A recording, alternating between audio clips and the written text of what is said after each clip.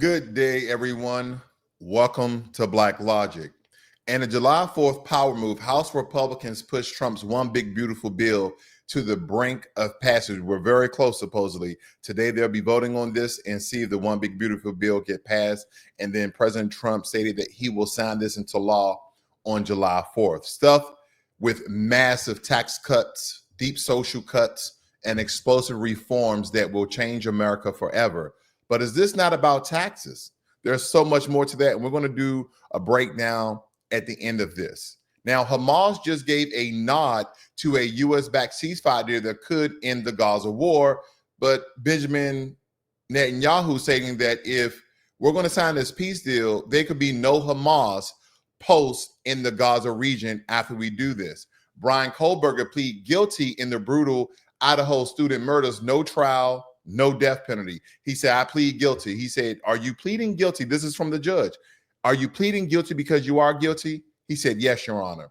Ukraine is running on fumes as U.S. weapons dry up because the U.S. is no longer seems as though going to give Ukraine weapons. And now Ukraine is asking about, could we buy this by a straw man? Can we buy this via proxy of European nations? And hidden inside Trump's bill, a remittance tax, a tip deduction, and the death of clean energy support. And we're going to get that all to you guys this morning. I'm going to give you a breakdown. Believe me, very impactful, powerful, informative news right here on Blacklogic.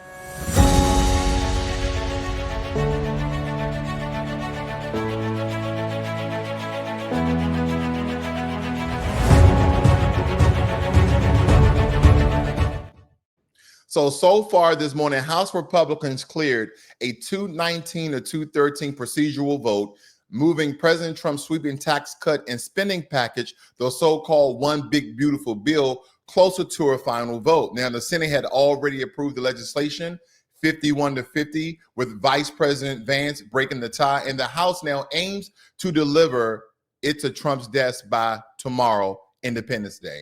And the bill extends Trump-era tax cuts. It introduces new deductions for tips, overtime, raises, and SALT deduction cap, slashes Medicaid and SNAP, okay, going to cut those, defunds green energy incentives, and increases defense spending.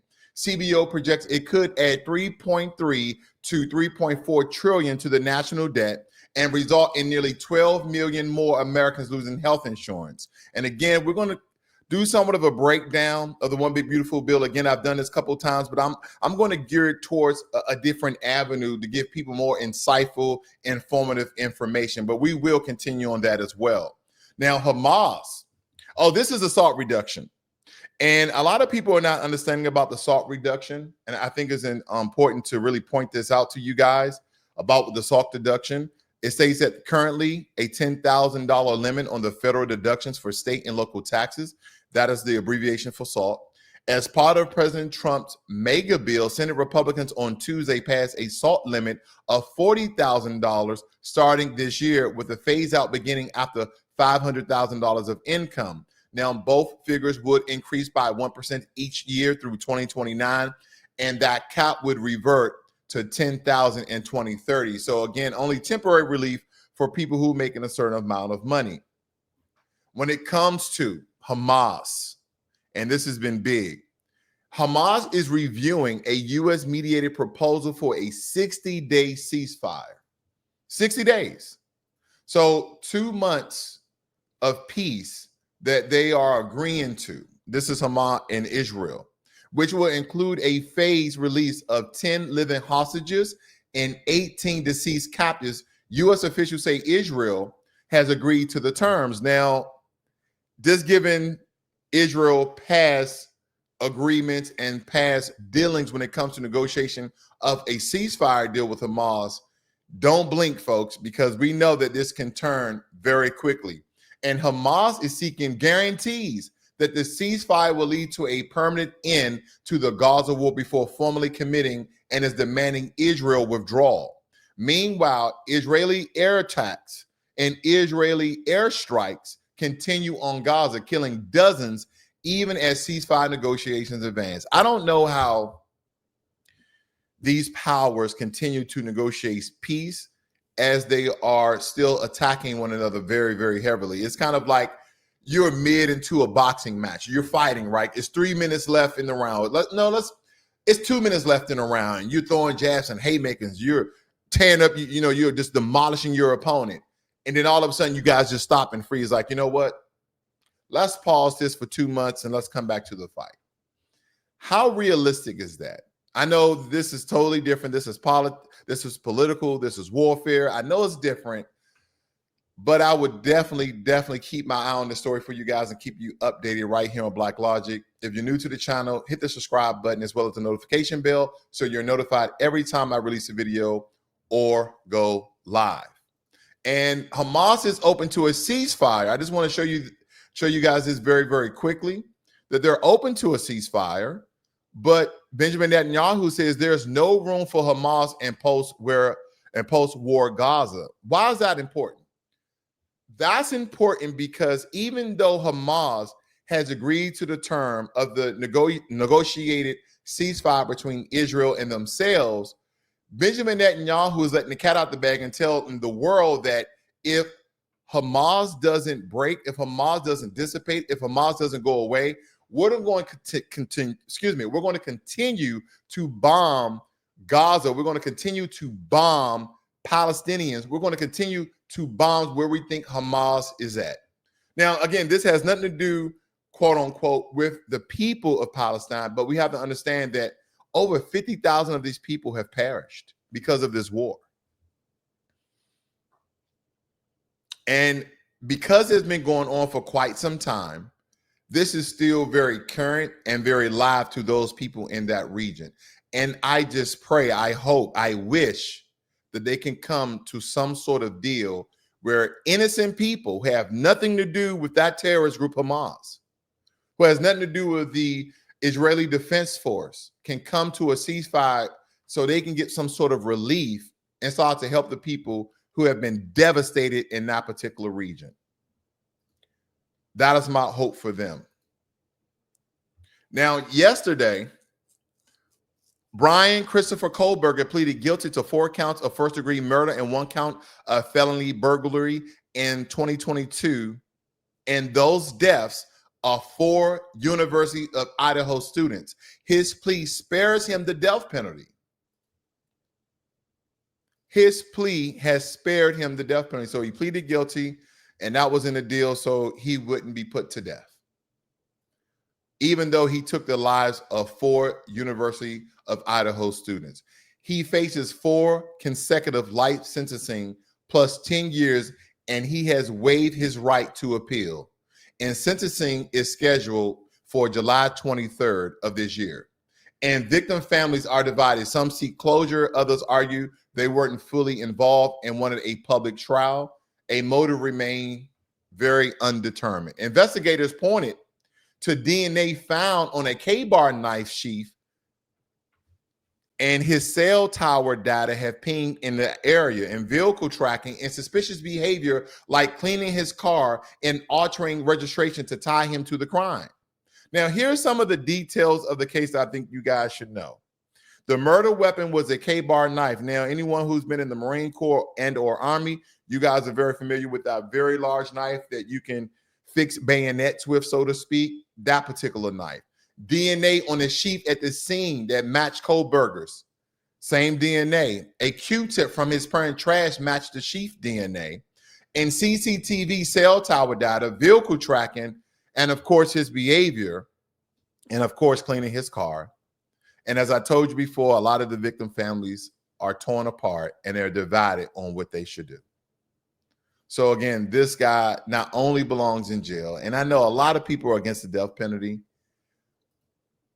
but there's enough evidence and he has pleaded guilty, and the judge wanted confirmation that, are you pleading guilty because you are guilty? And he said yes. So does a person like Christopher Kohberger, Bryan Kohberger deserve the death penalty? I know when it comes to America, this is going to be torn, but nonetheless, I know some people just no longer need to be on planet Earth for the atrocities and the destruction of families. Because when you kill 4 people, when you unalive 4 people, who are the friends of those 4 people? Who are the classmates of those 4 people? Who are the family members, the mothers, the fathers, the sisters, and the brothers, the cousins, the aunts and the uncles, the associates? Who are tied and related to those people? All of those people's lives will be forever affected because you unalive them. So I want people to really take into account when someone is unalive in the manner in which he did, not just that person losing their life because they no longer have a conscience, they're gone. But what about the people who are still alive who are going to be reeling and suffering from their deaths? Very powerful. Anytime murder occurs for whatever people deem necessary, it's always tragic to more people than not one person being let go. Now, the U.S. Pentagon has paused shipments of Patriot air defense missiles, artillery shells, rockets, and Hair-5 missiles to Ukraine, citing dangerously low U.S. stockpiles. Kiev officials expressed alarm warning that delays in aid could embolden Russia. They are exploring alternative channels, including European purchases. And U.S. defense leadership, including Elbridge Colby, has launched a broader review of arms transferred to allies with a strategic shift prioritizing homeland readiness. This is something that I've been mentioning to you guys for almost the entire year so far, for 6 going into 7 months, that how long can America fund, how long can America equip Kiev and Israel in their 3 to 4-headed war? You have Ukraine fighting against Russia, you have Israel fighting against Hamas, as well as Iran. And America has been equipping, has been supplying these 2 nations in their wars, in their battles and conflicts. So America is not currently in a full-head war with any country, but we continue to supply these countries from our stockpiles. And now they're stating that our stockpiles are getting low. I wonder what China is thinking. I wonder what Russia is thinking. I wonder what North Korea is thinking. I wonder where certain terroristic states that says death to America, like Iran, is thinking. That America is now reporting that our stockpiles are low. Now, granted, I know we're continuing to make missiles, we continue to make drones and rocket fire, all sorts of things that America will continue to make. But again, if we're just funding and equipping and supplying other nations, doesn't that weaken our defense force?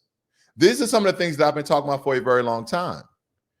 Because again, in the negotiations and contracts between Ukraine and America, Ukraine does have to pay back a very small portion of the equipment and funds that we have allotted to them, but not nearly as much that Ukraine has to pay back to the European nation. So again, we're footing majority of the bill. I digress, because I think there is something bigger we have to talk about. Now, when we get into the things that are going over in this one big beautiful bill, we have to look at the stock market in totality. Because here are your top movers, whether be increasing or decreasing in value of their particular stock. And I'm just going to pinpoint Tesla very quickly. Tesla is currently up at a fraction. And here's my stock portfolio. Roughly 15% of my stock portfolio is Tesla. And my today return is, as you see, is fluctuating because the market is now live. And my total return is up 86.54%. Now, I know a lot of people always look at the amount of total return in dollars. I look at the percent. And as long as my stocks, for the most part, are returning 20% or more, that is phenomenal. Okay, that is phenomenal. Usually I will look for 7 to 10% because it's kind of the usual return on most stocks. But when you're getting over 20%, we're talking about power investing. And Tesla is still doing good. And I always tell people, when these stocks go down, you have to look at the longevity of these organizations, these companies, these billion-dollar companies. Look at the longevity, because again, buy the dip. No stock advice, this stock information, guys. Buy the dip and you will become profitable if you have patience. Okay, if you have patience, let me just show you very quickly this over the course of the year. I want you guys to think about if you would have bought this stock, Tesla, back in August 7th of 2024, and you waited, and then it boomed right here. That was August, December 17th of the same year. So let's do it one more time. If you would have bought your stock right here on August 7th of 2024 for $191, roughly $192 per share. So that means if you guys want roughly, let's say, if you want 5 shares, that'll cost you roughly $1,000. Okay, we round up to 200 with a little bit extra, and you can do fractional shares when it comes to Tesla. Okay, but nonetheless, you buy 5 shares at $1,000. Then that doubles. Okay, that almost doubles. I want you to look at that one more time. 191, okay, or 192 to $480 roughly, 104%. So again, I'm not going to give you a total intricate breakdown, but I just want to show you the power of investing, because you could have sold your stocks when it topped off. And then again, stocks are like the EKG meter. It continues to fluctuate throughout the day. But I really wanted to break that down for you guys so you understand where I'm getting at. Now, based on Access reporting, here are lesser known provisions of the One Big Beautiful Bill Act that may affect everyday Americans. So 1, tip and overtime deductions up to $25,000, and that is uncapped in House versions. Auto loan interest deductions up to $10,000 a year for U.S. assembled cars. So again, cars that are assembled in the U.S. will have a deduction up to $10,000. Senior citizen tax deductions up to $6,000, potentially wiping out Social Security tax. I'm just trying to figure out, we wipe away Social Security tax. Will there be any Social Security money when I retire, or when you retire, or when our children retire? Because again, it's kind of like robbing Peter to pay Paul. Supposedly, because the Social Security tax budget is already over deficit, that there may not be any Social Security that I've been paying into will be allotted to me when I retire. It's just something to think about. Remittance tax, 1% levy on money sent abroad, and phased elimination of EV and solar wind tax credits after 2026, 2027. So again, if you guys are going to buy your electric vehicles, you should buy them now, because they're going to phase out, again, a lot of these tax credits next year in 2027. And then depending on what political party wins the primary, the Democratic Party, they may apply more tax EV credits when it comes to wind, solar, and all other sorts of clean or green energy. So again, these are some of the things in the bill. Now, we must break down, again, in a very different manner, the winners and losers of the big, beautiful bill, the One Big Beautiful Bill, okay? The One Big Beautiful Bill. Now, in the states here, we're going to see who the winners and who are the losers. This is important, is it not? Now, before we get into this really, really heavy, I do want to break down who makes the most money in America by race and ethnic group. And you're going to understand where I'm getting at. And this is based on 2024 U.S. data. Now, Asian individuals have the highest average individual income at $95,000 and a median income at $65,000. So your top earners in the Asian community makes roughly $95,000 or more, and the median income is around $65,000. Now, the top 1% of Asians is around $530,000 a year. White, non-Hispanic individuals average $82,000 per year. The median income is $58,000, roughly $59,000 a year, and the top 1% earn around $490,000 again, and that is for your white non-Hispanic. Third, Black individuals average $57,000, almost $58,000 per year. The median income is roughly $44,000, and the top 1% around $284,000. Lastly, Hispanic/Latino individuals average $50,000 per year. The median income is roughly $37,000. The top 1% earn around $265,000. Okay. Now, unfortunately, direct percentages in top 1 to 10% by race aren't always published, but household level distributions give insight when we separate them in kind. All right. So now, as we get into the top 5 winners, high income earners are your top 5 winners. The bill will cut taxes on average about $2,800 in 2026 by the Nonpartisan Tax Policy Center. Now, more than 2/3 of the total cuts would go to those with annual incomes of about $217,000 or more. Families with children, okay? The House bill will increase the child tax credit by $500 to $2,500 through 2028. It will drop to $2,000 after that, but an estimate 4.5 million children become ineligible under a new requirement that both parents have a Social Security number. That has to deal with immigration, if you notice. U.S. Today reported. Also, children younger than 8 will be given $1,000 each for their parents to open money accounts for growth and investment, also known as a MAGA savings account, okay? Car buyers, you, I, and the rest of the world, especially Americans, from 2025 through 2028, the bill would allow people to deduct up to $10,000 annually in car loan interest payments if they buy an American-made vehicle. And granted, I know you guys absolutely love your foreign vehicles. Do you not? You love your Mercedes, your BMWs, your Audis, or your Audis. However, but it's stating here, if you buy an American-made car, 10,000% annually in car interest loans. And the deduction declines as your income rises past 100,000 or 200,000. So this does help people who make less than $100,000. Now, those with overtime pay, and I know a lot of hardworking Americans who love overtime because you get time and a half, and some even get double time. It says that overtime wages, which are treated like regular wages with federal and state income taxes, Social Security and Medicare withholding, would not be taxed in the House bill.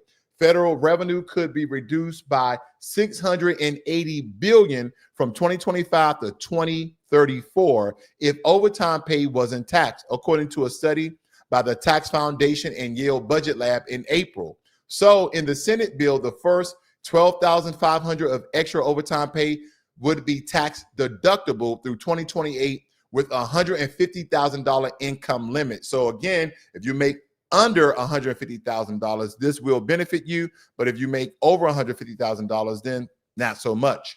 Waiters and workers who get tips. This is going to benefit a lot of people who are in high school and college and starting early off in their lives.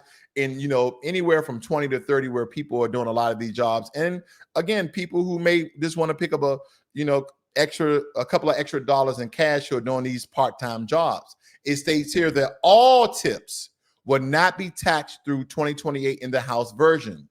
All tips would not be taxed through 2028 in the House version. Tips are historically underreported according to the IRS. Unreported tip income from non-compliant businesses could be as high as $23 billion, according to a report from the Treasury Inspector General for Tax Administration in 2018. In the Senate bill, the first $25,000 of tips are tax deductible through 2028 with a $150,000 income limit. This is a great thing. A lot of people don't like my take on tips. Now, currently, the average rate of tips is looking at around 18 to 20%. I remember early on in my life having enough money to go to the restaurants, paying 10% of the bill when it comes to giving your waiter or waitress a tip, 10%. And then, after college, after college, it was around 15%. Now it's anywhere from 18 to 20%. But that is not my method of paying tips. Now, if you just did your job, I'll give you 18%. If you just did your job, I'll give you 18%. If you did what I believe a step above your job, you came to check on me every 15 minutes, you let me taste a couple of things, I'll give you 20%. I'll give you 25%. Now, this is where people draw the line with me, and they don't like what I'm about to say. If you didn't do a good job, but you gave me my food, you checked on me maybe once in 30 minutes, I'm definitely going to give you a 15% tip. 15%. Now, if you did a horrible job, and I know it's circumstantial, isn't that? The restaurant is crowded. They don't have enough staff. Those circumstances I do take into account. But if you got like 2 or 3 tables, but I see you back in the corner, hippity hopping in and talking to your friends. I've seen this before. That's the only reason why I'm saying this. I'm gonna give you 10%. Oh yeah, if my bill is $100, I probably give you $10. And some people are like, oh my God, but they did this and they did that. No. We're talking about horrible service. And if you've eaten out, let's say more than 20 times, which a lot of Americans have, and I'm talking about in a sit-down restaurant, not just going to McDonald's or anything like that, then you know what good service is. You know what decent service is. You know what phenomenal service is. You know what horrible service is. And some people like, I used to work in the serving industry, and sometimes you just don't know what people are going through. Listen, I get it. No matter what job you work at, sometimes people take home to work and work to home. But there has to be a clear distinction. And everybody has bad days. But let's just be real. When you're at work, you have to put in your game face. Sometimes you have to be something that you're not. You have to feel something that you're not at the time. I'm just giving you guys, and again, don't unsubscribe to the channel because of my philosophy, the way that I tip. I'm just letting you guys know I've tipped a massive amount of dollars. And my wife knows that I do this. When I give phenomenal service, and I ask them, I say, how much you think your tip should be today? Oh, well, sir, whatever you want to give me. I said, no, if you were the customer and you've given really great service, what do you think your tip should be? And I've heard people say, $20. I've given them $40. I've given them $50 on a very minuscule bill. So again, that is the way that I tip. I'm not telling anyone to tip. But here's another thing about tipping that I want you guys to understand my philosophy on. More times than not, I love to carry cash, and I want to tip them in cash because of this very same thing. Let me pop it up for you guys. Because of this very same thing. When you guys tip on your receipt, those other tips are getting taxed. But when you pay them in cash, now they supposed to report it. Hopefully they don't. I mean, hopefully they do. Freudian slip. But nonetheless, I pay them in cash. So that tip money doesn't have to be taxed if they don't want it. It's up to them at that point. But I love to give them cash. That's my philosophy on that. Okay. Spent way too much time on that, but nonetheless, you guys get what I'm getting at. Now, the top 5 losers when it comes to the one big beautiful bill.